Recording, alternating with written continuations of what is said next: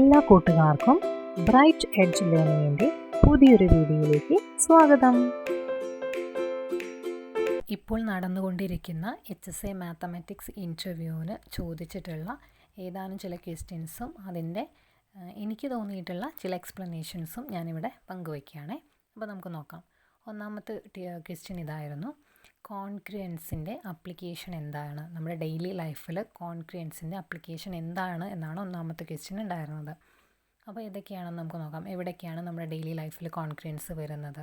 എവിടേക്കാണ്? നമ്മുടെ വീടുകളിലെ ജനൽപ്പാളികൾ നോക്കുകയാണെങ്കിൽ അവിടെ നമുക്കൊരു കോൺക്രിയൻസി കാണാൻ പറ്റും. അതുപോലെ തന്നെ നിലത്ത് വിരിക്കുന്ന ടൈൽസുകൾ, പിന്നെ നമ്മുടെ ചെസ് ബോർഡിലെ കളങ്ങൾ, ഇതിലൊക്കെ നമുക്ക് എന്ത് കാണാൻ പറ്റും? കോൺക്രിയൻസി നമുക്ക് കാണാൻ പറ്റും. അതുപോലെ നമ്മുടെ ഷർട്ട് അല്ലേ, നമ്മൾ ഉപയോഗിക്കുന്ന ഷർട്ടുകളൊക്കെ ആണെങ്കിൽ അതിൻ്റെ കൈകൾ എന്തായിരിക്കും? അതുപോലെ നമ്മൾ ഉപയോഗിക്കുന്ന ഡ്രസ്സുകളൊക്കെ എന്താണ്? കൈകൾ ഒക്കെ. അതുപോലെ പാൻസിൻ്റെ കാലുകൾ ഒക്കെ എന്താണ്? ഒരേപോലെ ആയിരിക്കും അല്ലേ. അപ്പോൾ അവിടെ നമുക്ക് കോൺക്രിയൻസി കൊണ്ടുവരാം. അപ്പോൾ ഇതേ കാര്യങ്ങൾ വെച്ചിട്ട് തന്നെ നമുക്ക് കോൺക്രിയൻസി എന്നുള്ളൊരു ആശയം എന്ത് ചെയ്യാൻ പറ്റും? ഇൻട്രൊഡ്യൂസും കൂടി നമുക്ക് ചെയ്തു കൊടുക്കാൻ പറ്റുമെന്നും കൂടി ഒന്ന് ഓർത്ത് വയ്ക്കുക. അടുത്തൊരു ക്വസ്റ്റ്യൻ ഇങ്ങനെയായിരുന്നു: പ്രൈം നമ്പേഴ്സിനെ എങ്ങനെ കുട്ടികളിലേക്ക് എത്തിക്കാം എന്നതായിരുന്നു അടുത്തൊരു ക്വസ്റ്റ്യൻ ഉണ്ടായിരുന്നത്. അപ്പോൾ അതൊരു എനിക്ക് തോന്നിയിട്ടുള്ളത് രണ്ട് ആശയങ്ങളാണ്. ഒന്ന്, നമുക്കൊരു ആക്ടിവിറ്റി കാർഡ് പോലെ രൂപത്തിൽ ചെയ്യിപ്പിക്കാം. അപ്പോൾ നമ്മൾ കുട്ടികൾക്ക് എല്ലാവർക്കും ഓരോ കാർഡ് കൊടുക്കുക. അതിനുശേഷം നമ്മളൊരു ബൗളിൽ ക്ലാസ്സിൽ എത്ര കുട്ടികളുണ്ടോ അത്രയും നമ്പേഴ്സ് എഴുതിയിട്ട് കൊണ്ടുപോവുക. എന്നിട്ട് ആ കുട്ടികളോട് ഓരോരുത്തരോടായിട്ടും എന്ത് ചെയ്യാൻ പറയണം? ഓരോ നമ്പേഴ്സ് വന്ന് റാൻഡമായിട്ട് എടുത്തു പോകാൻ പറഞ്ഞതിന് ശേഷം ആ കുട്ടികളോട് അതിലെ ഓരോ നമ്പേഴ്സിൻ്റെയും ഫാക്ടേഴ്സായിട്ട് എഴുതാൻ പറയാം, അല്ലെങ്കിൽ മൾട്ടിപ്ലിക്കേഷൻ. ഇപ്പോൾ ഒരു 20 ആണ് നമ്പർ കിട്ടിയതെങ്കിൽ ആ 20നെ നമുക്ക് ഡിഫറെൻറ്റ് വേയ്സിൽ എന്ത് ചെയ്യാൻ പറ്റും? എഴുതാൻ പറ്റും അല്ലെ, മൾട്ടിപ്ലൈ ചെയ്തിട്ട് എഴുതാൻ പറ്റും. ഇപ്പോൾ 2x10 അല്ലെങ്കിൽ 5x4, 1x20 എന്നുള്ള രീതിയിലൊക്കെ നമുക്ക് എഴുതാൻ പറ്റും. അപ്പോൾ അതുപോലെ എഴുതാൻ പറയാം. അതിനുശേഷം അപ്പോൾ പലവർക്കും ഈ പ്രൈം നമ്പേഴ്സ് ഒഴികെയുള്ളതിലെല്ലാവർക്കും ഒരുപാട് ഡിഫറെൻറ്റ് വേയ്സിൽ നമുക്ക് എഴുതാൻ പറ്റുമായിരിക്കും. പക്ഷേ ഈ പ്രൈം നമ്പേഴ്സ് കിട്ടിയ കുട്ടിക്ക് എന്ത് മാത്രമേ എഴുതാൻ പറ്റുള്ളൂ? ഒരൊറ്റ തരത്തിൽ മാത്രമേ എഴുതാൻ പറ്റുള്ളൂ. അപ്പോൾ 7 ആണെങ്കിൽ 1x7 എന്നല്ലാതെ ആ കുട്ടിക്ക് വേറൊരു ഓപ്ഷൻ ഇല്ല അവിടെ എഴുതാൻ. അപ്പോൾ അങ്ങനെയുള്ളവരെ മാത്രം സെലക്ട് ചെയ്തിട്ട് കൊണ്ടുവന്ന് പ്രൈം നമ്പേഴ്സ് വേണമെങ്കിൽ ഇൻട്രൊഡ്യൂസ് ചെയ്യാമെന്ന് തോന്നി. അതുപോലെ വേറൊരു എക്സാമ്പിൾ എന്ന് പറയുന്നത്, അപ്പോൾ നമ്മൾ ക്ലാസ്സിലേക്ക് ഒരു 20 ചോക്ലേറ്റ് കൊണ്ടുപോയിട്ട് അത് അവരോട് ഈക്വലായിട്ട് ഡിവൈഡ് ചെയ്ത് കൊടുക്കാൻ പറയുക കുട്ടികളോട്. അപ്പോൾ ഓരോ കുട്ടിക്കും പല രീതിക്ക് ചെയ്യാൻ പറ്റും. ഒരാൾക്ക് വേണമെങ്കിൽ ഓരോന്ന് വെച്ച് കൊടുക്കാൻ പറ്റും, അല്ലെങ്കിൽ 20 എണ്ണം ഒരു കുട്ടിക്ക് വെച്ച് കൊടുക്കാം. അതല്ലെങ്കിൽ 4 എണ്ണം വീതം, അല്ലെങ്കിൽ 5 എണ്ണം വീതം, അല്ലെങ്കിൽ 2 എണ്ണം വീതം, അങ്ങനെയൊക്കെ നമുക്ക് എന്ത് ചെയ്യാൻ പറ്റും? വീതിച്ച് കൊടുക്കാൻ പറ്റും. എന്നാൽ അതൊന്ന് മാറ്റിയിട്ട് 20 മാറ്റിയിട്ട് നമ്മൾ അവിടെ പകരം ഒരു 7 ചോക്ലേറ്റ് ആ കുട്ടിയുടെ കയ്യിൽ കൊടുക്കുക, അല്ലെങ്കിൽ ഒരു 5 ചോക്ലേറ്റ് ആ കുട്ടിയുടെ കയ്യിൽ കൊടുത്തു കഴിഞ്ഞാൽ അതിനെ ആ കുട്ടിയോട് ഈക്വലായിട്ട് എങ്ങനെ ഡിവൈഡ് ചെയ്യാം എന്ന് ചോദിച്ചു കഴിഞ്ഞാൽ ആ കുട്ടിക്ക് ഒരു ഓപ്ഷൻ അല്ലേ, വേറെ ഡിഫറെൻറ്റ് വേയ്സിലൊന്നും ആ കുട്ടിക്ക് ചെയ്യാൻ പറ്റും. ഒന്നില്ലെങ്കിൽ ഒന്ന് വീതം എല്ലാവർക്കും കൊടുക്കുക, അല്ലാതെ വേറൊരു ഓപ്ഷൻ ആ കുട്ടിക്ക് ഇല്ല അല്ലേ. അപ്പോൾ അങ്ങനെ എന്ത് ചെയ്യാൻ പറ്റും? അതെ, ചില നമ്പേഴ്സിനെ ഈക്വലായിട്ട് പലതരത്തിൽ ഡിവൈഡ് ചെയ്യാൻ പറ്റും, എന്നാൽ ചിലതിന് പറ്റില്ല. അപ്പോൾ അങ്ങനെ ഒരു രീതിക്കും എന്ത് ചെയ്യാൻ പറ്റും? പ്രൈം നമ്പേഴ്സ് ഇൻട്രൊഡ്യൂസ് ചെയ്യാം. പിന്നെ അടുത്തൊരു ക്വസ്റ്റ്യൻ ഇങ്ങനെയായിരുന്നു: ട്രിഗ്നോമെട്രിയുടെ അപ്ലിക്കേഷൻ എന്താണ്? നമ്മുടെ ഡെയിലി ലൈഫിൽ ട്രിഗ്നോമെട്രി ഉപയോഗിക്കുന്ന സന്ദർഭങ്ങളും കാര്യങ്ങളൊക്കെ ആയിരുന്നു. അപ്പോൾ നമ്മുടെ റോഡിൻ്റെ ചെരിവുകൾ, അതായത് കൂടുതലായിട്ട് കൺസ്ട്രക്ഷൻ വർക്കുകൾ, നമ്മുടെ വീടുകൾ, പാലങ്ങൾ, അതൊക്കെ ശരിയായ കോണുകൾ അളക്കാൻ വേണ്ടിയിട്ടും, പിന്നെ അതുപോലെ കെട്ടിടങ്ങൾ, ടവറുകൾ, മലകൾ, ഇതിൻ്റെയൊക്കെ ഉയരങ്ങൾ കണ്ടുപിടിക്കാൻ വേണ്ടിയിട്ടും ഒക്കെ നമുക്ക് എന്ത് ചെയ്യാൻ പറ്റും? പിന്നെ GPS സംവിധാനത്തിൽ ഉപയോഗിക്കുന്നത് ട്രിഗ്നോമെട്രിയാണ്.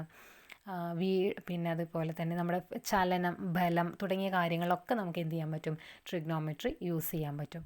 പിന്നെ നമ്മൾ CT സ്കാന്, MRI സ്കാനൊക്കെ എടുക്കുമ്പോൾ അതിൻ്റെ തരംഗങ്ങളെ വിശകലനം ചെയ്യാൻ വേണ്ടിയിട്ടും ട്രിഗ്നോമെട്രി യൂസ് ചെയ്യുന്നുണ്ട് എന്നാണ് പറയപ്പെടുന്നത്. ഓക്കെ, പിന്നെ അടുത്തൊരു ക്വസ്റ്റ്യൻ ഇങ്ങനെയായിരുന്നു: ജോമെട്രിക് പ്രോഗ്രഷനെയും അരിത്തമെറ്റിക് പ്രോഗ്രഷനെയും എങ്ങനെ കുട്ടികളിലേക്ക് എത്തിക്കാമെന്നായിരുന്നു. ഇതും നമുക്കൊരു ഇൻട്രൊഡക്ടറി ആക്ടിവിറ്റി പോലെ, അല്ലെങ്കിൽ ഒരു ഇൻട്രൊഡക്ഷൻ വഴി നമുക്ക് ഒരു ചെറിയൊരു സ്റ്റോറി ടെല്ലിംഗ് ഒക്കെ പോലെ നമുക്ക് കൊടുക്കാവുന്നതാണ്. അപ്പോൾ അരിത്തമെറ്റിക് പ്രോഗ്രഷൻ ആണെന്നുണ്ടെങ്കിൽ നമുക്കൊരു കുട്ടി സമ്പാദ്യം, ആ കുട്ടിയുടെ ഒരു സമ്പാദ്യത്തെ കേന്ദ്രീകരിച്ചുകൊണ്ട് നമുക്ക് ചെയ്യാം.